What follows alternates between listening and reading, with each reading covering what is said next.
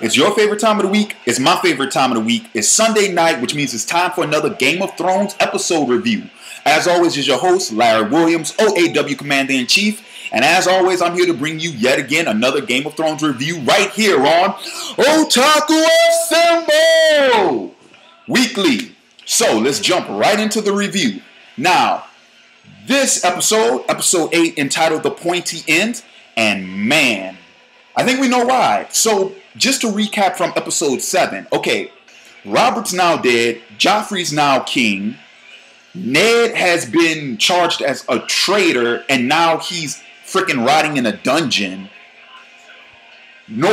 Apparently, there have been more disappearances north of the wall, and the Dothraki horde have decided that they're going to invade Westeros. I think that pretty much covers, you know, the big news from last week. So let's go ahead and jump right into this week. So episode 8 opens up, like I said, Joffrey's now king, and I think either him or Cersei, their first order is not only to arrest Ned for treason, but to completely eliminate the entire Stark entourage. So, with the exception of Ned, Arya, and Sansa, anyone who rode with them, anyone who served the Starks in King's Landing was taken care of. I mean, there was blood in the streets, okay? We're talking about straight massacre. And we get introduced, we see Arya and Syrio having another sword fighting lesson, you know, love Syrio. Syrio's the freaking man. And yeah, when they go to take Arya, you know, he defends her. He lets them know, hey, no, you're not taking her. You're not taking her. And man, Syrio did some nice fucking work with that wooden sword, man. I'm sorry, but you talking about 5 or 6 guys with, you know, full body armor, real swords. He fucking took care of those dudes. But you know, Arya had to leave him, and we just heard the fight in the background. We didn't see what happened, but I swear to God, if they killed Syrio, I'm going to be pissed. I kid you not. If they killed him off, I will be so pissed. Because he was fucking awesome. He was cool. So then we switch back to Sansa, who, you know, she's with her lady in waiting and whatnot, and come to find out, you know, she had to flee because the guards were coming for her too. Now, let me address the guards, because something that came to my attention. There were Lannister guards amongst, I think those were men from the City Watch. So it wasn't just the City Watch. It was Lannister guards as well.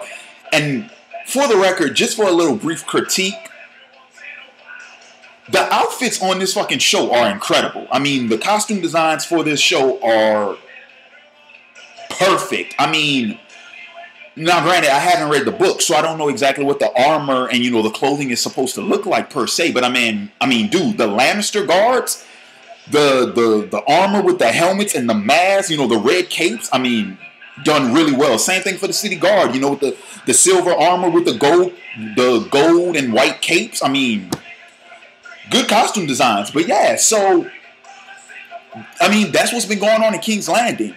You know, the entire Stark party's been taken care of. Arya is now missing because she ran away. Sansa, you know, she decided to go ahead. She discovered that it was in her best interest to remain on the good side of, you know, Joffrey and Cersei and the like. So she to make sure that she remains in their good graces, despite the fact of being the daughter of a quote-unquote traitor. Apparently what happened with Sansa is, after talking to Cersei, who was accompanied with Littlefinger, that motherfucker, and Lord Varys, pretty much they talked her into writing a letter to her brother Robb back in Winterfell, and I believe they wrote one to, no, her letter is just with Robb. Yeah, she wrote that one letter to Robb telling him, oh, you know, Ned's been arrested for treason, and he's currently waiting trial in the dungeon, and, you know, Joffrey's the king, and Robb is to come to Winterfell and pledge his allegiance to Joffrey. They made Sansa write the letter, but as they said multiple times in the episode, that's just Cersei, exhorting her will onto Sansa. So But Sansa went ahead, wrote the letter, signed off on it. They sent it to Winterfell. Now, we'll go back to Winterfell in a moment. I just want to make sure. I'm doing this review once again by setting, so I want to make sure we cover all the news that takes place in King's Landing. But yeah, so that's what's going on with Sansa. And as we see later on in the episode in King's Landing, Joffrey is finally coronated, sitting on the Iron Throne, has his crown, has his mommy at his right-hand man, little prick. But yeah, they're going ahead and they're making moves. Sir Barristan, they relieve him of duty, appoint Jaime to the head of the guard. I mean, to the Royal Knights. So Jaime is now the head of the Royal Knights, apparently. And oh God, seriously? Tywin gets appointed to the hand of the king. Wow. Okay. Yeah, so keep it all in the family, right? Nothing like family watching your back, right? For Christ's sakes. Okay, and but towards the end of the episode, we do see that, Sansa, she's coming to some of her senses. She pretty much pleads to Joffrey. She begs him to, show mercy towards her father. And Joffrey says, okay, pretty much all it's going to take is for Ned to acknowledge that I'm the rightful ruler. And he'll have his life. Fat chance in hell of that happening, but we'll see what happens. Now, since I brought up Ned, let's go ahead and let's address what's been going on with Ned. Like I said, Ned's been arrested for treason, currently rotting in a dungeon. But he gets a visitor, Lord Varys. And Lord Varys pretty much lets him know what's going on and kind of tells him where he went wrong. Kind of let him know that, it was, your heart was in the right place, but your mind wasn't. Wasn't such a great idea to, it wasn't a good idea to confront Cersei and Joffrey on, Joffrey not being the rightful heir, but another for, not taking the power for yourself. I mean, honestly, Ned and the Starks have no friends in King's Landing right now. Because, Varys says to Ned, he says, my loyalty belongs to the realm. But I'm sorry, I don't believe that. I don't. Varys is one with ulterior motives, just like every fucking character in King's Landing is. Okay? The Lannisters, we knew we couldn't trust them. Littlefinger, found out last week, couldn't trust him. And Varys, I've been saying it for the longest. I can't trust him either. So, right now, Ned's rotting in the dungeon. And it's like I said, if he confesses and if he acknowledges Joffrey as the rightful heir, then he'll have his life. But I don't believe that, especially once Tywin, God, if he becomes the hand of the king, man, he's going to kill Ned. That goes without saying, man. That dude is ruthless. But I'm going to go ahead. I mentioned Winterfell earlier. I also mentioned Tywin. I'm going to go ahead and I'm going to save that for the end of this review. But so that's pretty much what's been going on in King's Landing. Now, let's go ahead and let's take a trip north to the Wall. What's happened since last week? Like I said, last week at the Wall, we found out that after Jon and Sam were officially initiated into the Night's Watch, after they took their vows and whatnot, made the oath, Ghost appears with a hand in his mouth. So once again, disappearances at the Wall. Pilot episode, it was the scouts who went missing. Benjen went missing a few episodes ago, and now a mysterious hand. So at the Wall, they find two bodies, and to which one of the bodies is the one where the hand from last week belongs to. So they find these two bodies, and many assumptions, many guesses, theories on what happened to these guys are being thrown around. Sam makes a very astute deduction: the fact that these bodies don't smell. If these bodies had in fact been out there for a long time, they would have begun to rot. And they weren't. They hadn't. So, for a minute we thought, hey, okay, two lost souls north of the wall, shit happens. But, as things continue to go on at the wall, we see Jon and Sam, tending to their duties and whatnot. Jon finds out what happened in King's Landing, finds out about his father's arrest, finds out about, Joffrey being appointed to king and of Robert's, passing and whatnot. And Jon, he says, hey, I have a duty to my father. I have a duty to my siblings. I should be there, but he can't. Can't leave the wall. But in his service to Lord Commander of the Wall, something very interesting happens. Okay, an altercation between him and Alistair, where he was pretty much about to gut Alistair for his comment, which led to Jon being confined to his quarters. But Ghost, apparently, animals know what's going on. Ghost suspect, he knew something was going on, suspected something that was happening. Jon decides to go check it out. Okay, this is weird. One of the guys whose bodies they found north of the wall came back to life, fully reanimated, and attacked Jon and the Lord Commander. We're talking about straight zombie shit. Now, like I said, I know that this is a fantasy series, but I didn't expect to be seeing these fantasy elements just yet. We have zombies now. Holy shit, we have zombies. Snow zombies. Yeah. Jon fought him, stabbed him, put the guy down, and he came right back up. Zombies. It took for them to burn the guy alive. Burn him animated. Let's put it like that. He was moving, and they had to burn him. Burn him animated to get him to stop. And they went ahead, burned the other body. And Sam, once again, gives us some very interesting information. He talks about something that he read in an old book about White Walkers. So does that mean that these two bodies were White Walkers? I don't know. Right now I'm calling them snow zombies. We don't know if they're White Walkers quite yet, but I'm calling them snow zombies. That's what they're called, snow zombies. Yeah, so two snow zombies have infiltrated the wall. Let's see what happens. Let's see what happens. Okay, now, like I said, I'm going to go ahead and I'm going to save what's been going on in Winterfell.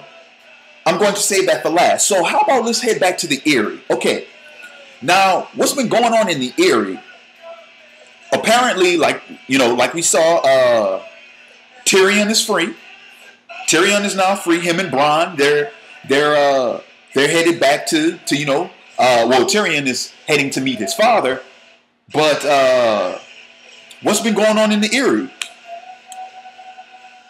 Catelyn finds out what happened to Ned, and she knows that now that Ned's been arrested, her son Robb is going to retaliate.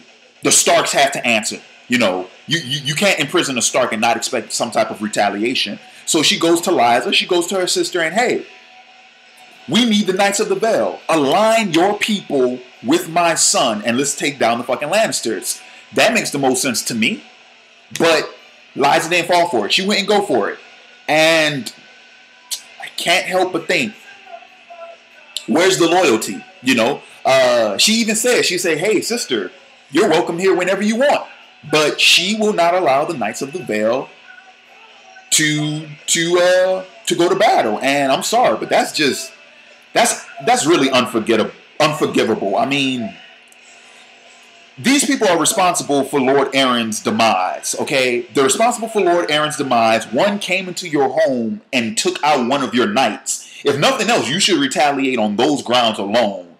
But now that, Ned, your brother-in-law, a ward of your late husband, yeah, you won't retaliate on those grounds now that he's been imprisoned and his children are now being held captive. Oh, and his men were slaughtered, but those weren't good enough reasons. Like I said, the people in the Eyrie are fucked in the head, seriously. And, I have to wonder, because it seems to me that they're just cowering behind their high walls. But what makes you think if Tywin is marching? Well, just for the record, Jaime is marching towards the River Run, which is Liza and Catelyn's childhood home. He's marching towards the River Run, and Tywin is marching towards Robb and his forces. What makes you think they won't come for you next? Seriously, know when to pick your battles. This is a battle you should be fighting, but no, she won't go for it. Okay, fine, fuck her. You're done. We're done with you. All right.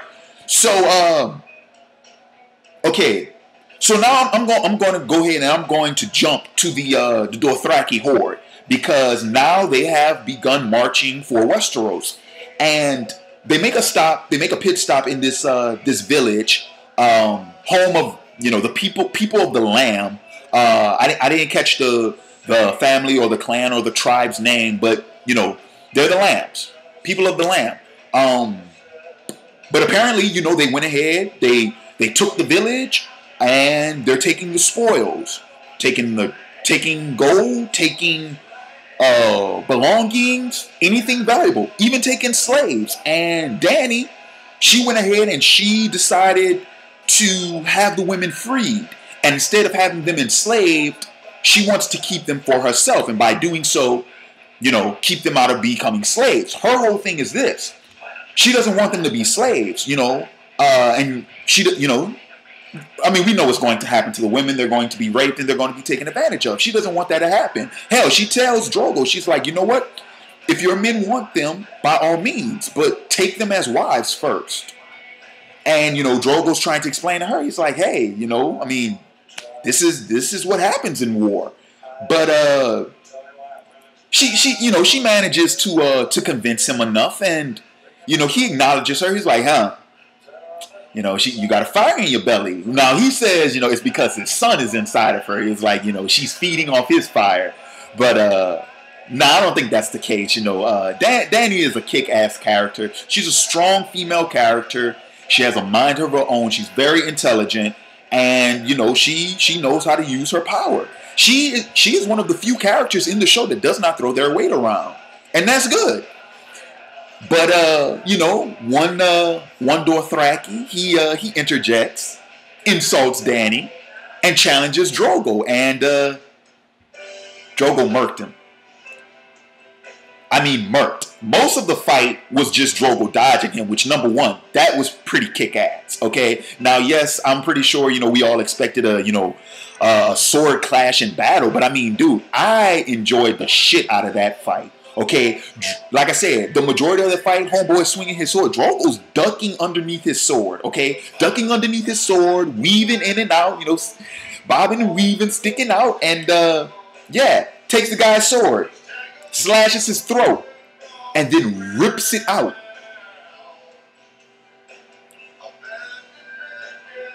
Like I said, I'll go ahead and repeat that in case you guys, if you're watching this review before you see the episode or you don't understand the severity of the situation. I'm talking about a slit throat, reaches his hand in the guy's neck and pulls it out and throws it. Yes, Drogo is not to be fucked with. He is not to be crossed. There's a reason why he's the Khal. That long-ass braid that he has, there's a reason why it's never been cut. He's the fucking man. And you best damn well respect the Khal. Yeah. But, so pretty much but we did learn one thing in this episode from Jorah, who explained that the reason why all, these nearby villages and cities are being sacked by the Dothraki is because they're trying to get money. They need gold so that they can hire ships to take them to Westeros. So yes, Team Dothraki, we doing big fucking things, and our captain is not to be fucked with. Team Dothraki is doing big things over here, baby. It's going down. Alrighty, so that's what's been going on with the Dothraki. Now has come. Yes, now is, the main event of this week's episode, which is pretty much Robb Stark That a boy, Robb. That I'm probably going to entitle this video. That a boy, Robb. Robb motherfucking Stark. When he finds out what happened, when he receives Sansa's letter, when he finds out what happened to his father, yes, Robb has managed to gather all the bannermen of the North. We're talking somewhere between 18,000 and 20,000 swords are marching south. Winter is marching south. And I'm loving every fucking second of it, man. So I mean, I will say one thing that I didn't expect is Greyjoy. You know, the past 2 weeks we've been seeing, you know, Robb and Greyjoy kind of butt heads. But I think what's happened is now that, you know, Robb is showing a sack, Greyjoy is like his wingman now. Like, the second Robb gets the bass in his voice, you feel me? The second he puts the, you know, the wool, you know, the cape on his back, get the, you know, the wind to his back, the ground beneath his feet, and decides to start marching, Greyjoy got his back. And I shit you not, I love to see their camaraderie more than I like their conflict. Now, granted, I said in my, you know, in my last review that their conflict is very interesting to see, but I love their camaraderie so much more because it's a sigh of relief to see that Robb has someone that he can trust at his back. Do I think we can trust Greyjoy? I think we can trust Greyjoy as long as Robb is doing what he wants him to do. You see what I'm saying? Now, I'm pretty sure the second that Robb goes off on some other shit and Greyjoy is like, man, I can't ride behind you with that, you know, that's when we're going to see, you know, that conflict again. But right now, man, Greyjoy has Robb's back. And I got to tell you, I'm loving this shit right now. We even had this scene where one of the bannermen, one of the lords of the North, you know, he challenged Robb's authority, his ability to lead that force. And, you know, Robb and his direwolf put that nigga in his place. He lost 2 fingers, or it was 3. I lost count. He lost some fingers, you know, and he laughed the whole thing off. Number 1, this guy's really crazy. Number 2, this guy's a drunk. Number 3, I fucking love this guy. I need to get that character's name. He is fucking hilarious, and I can't wait to see him on the field. You know, he's old school. I like old school, man. I like the old school characters, man. They're fucking cool. It's all these young motherfuckers running around here doing crazy shit, but the old school, man. So I hope we see some shit where it's like, you know, the dude, once he hits the battlefield, he's like, man, let me show y'all young whippersnappers how we do this. But yes, winter is marching south. Robb, like I said, somewhere between 18,000, 20,000 men, and they're marching to meet Tywin. We saw a scene which was pretty much them in their in the military camp, in their, you know, in the main tent with all the lords, and, you know, they're strategizing. One thing to make notice of, that Catelyn has made it to Robb's camp. You know, she reunited with her son and she's there with him. But one, you know, they actually did have a choice. They did have a choice. They learned that, you know, Tywin, you know, he's moving his forces to meet them, and Jaime, you know, is attacking the Riverlands, you know. And to reiterate what we learned in last week's episode, they've split their forces in 2. So each one of them has a force of the same number, about 30,000. And so I think, based off of the preview for next week, that they decided to go ahead and face Tywin. Matter of fact, they caught a spy. They caught a Lannister spy, and Robb, you know, Robb let him go, but he told him, tell Tywin, winter is coming for him. I was like, yes, fucking right, dude. Oh, man. See, now I'm torn between my review titles. I'm either going to review this, That a Boy Robb, or Winter is Marching South. One of those. But yeah, so let's go ahead and let's switch over to Tywin. Now, what's been going on with Tywin? Okay, pretty much, like I said, Tywin, who I have learned in the past 2 weeks since my last review, just talking with people and whatnot. Nothing spoiler, just a little back history on Tywin. You know, apparently Tywin is like the military genius of Westeros. You know, he is like a military strategic savant, you know, which makes him that much more deadly because he was already the richest man in the Seven Kingdoms. We knew that much, but he's also a fucking military genius. You fucking kidding me? Like how much more OP are these characters? His daughter's the fucking queen. His grandson's the king. His son is the greatest swordsman in the Seven Kingdoms. And Tyrion is a little mastermind of his own. Shit is crazy. But speaking of Tyrion on his way from the Eyrie runs into some of the mountain tribes, some of the mountain clans, and they decide that we're going to go ahead and escort you to your father's camp, but in exchange, you know, you have to do something for us. Tyrion offers them the Eyrie. He says, guide me through the mountains, take me to my father's camp safely. Not only will I award you with gold, but I'll award you with weapons. I will give you the artillery to take over the Eyrie for yourselves. But we saw in next week's preview, he's not carrying through with that promise. Well, or at least Tywin isn't. So, yeah. And let's see, where does it this week's episode ended? Oh yeah, with the I believe it ended with the Sansa plea. That's where this episode ended. But yeah, damn good episode, and looking forward to next week's because winter is marching. Winter is marching. Yes. So I just based off of next week's preview, looks like we're going to see the first battle between the Northern forces and Tywin's forces. And what else did we see? I'm trying to remember. I think, you know, more chaos at the wall, more backstabbing, scheming, money grubbing, butt licking, and ass kissing in King's Landing. Yeah. So, with that said, I'm going to go ahead and end this review off. Thank you for joining me again this week. As always, hit me up. Facebook.com/OtakuAssemble. Twitter.com/OtakuAssemble. Comment, rate, subscribe. YouTube.com/OtakuAssemble. Like the video if you like it. Dislike it if you don't like it. I'm telling you.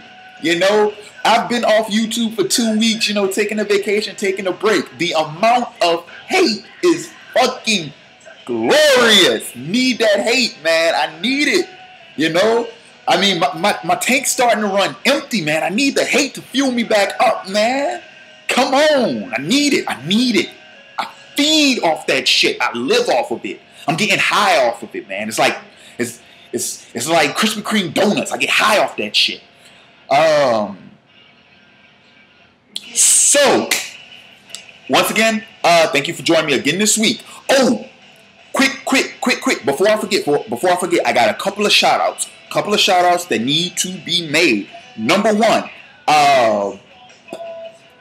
Boomtron.com. Want to thank Elena and Rachel for having me on the podcast this past week. Guys, check them out. Boomtron.com, the weekly Game of Thrones podcast. Great, thank you all for having me. And I will be returning there. I believe for episode 9 and 10.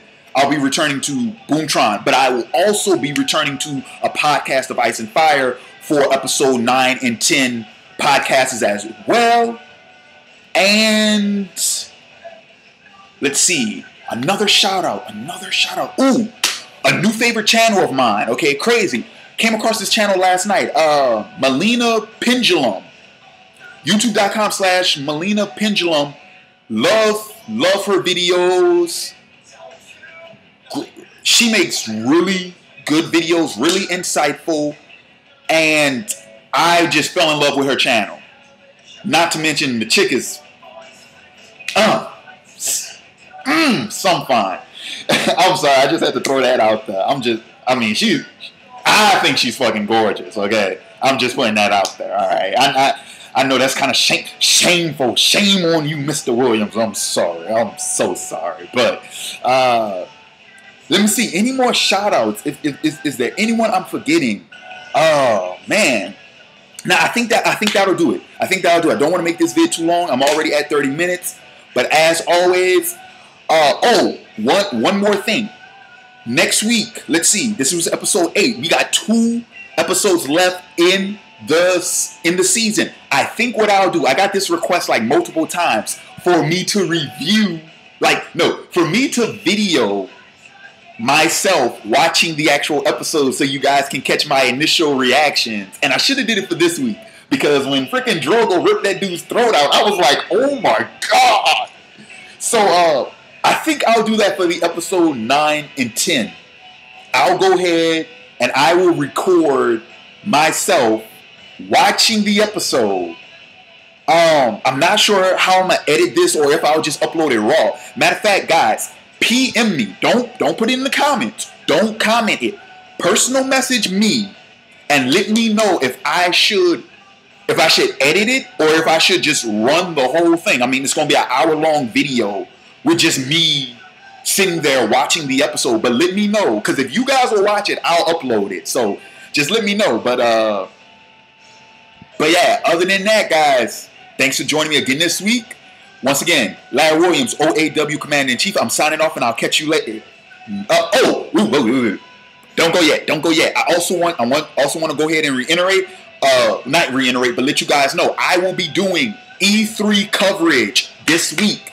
E3, the Electronic Entertainment Expo. I will be doing it this week, so keep an eye out for those vids. Alright, now, this is Larry Williams, OAW Commander-in-Chief. I'm signing off, and I'll catch you later. Peace.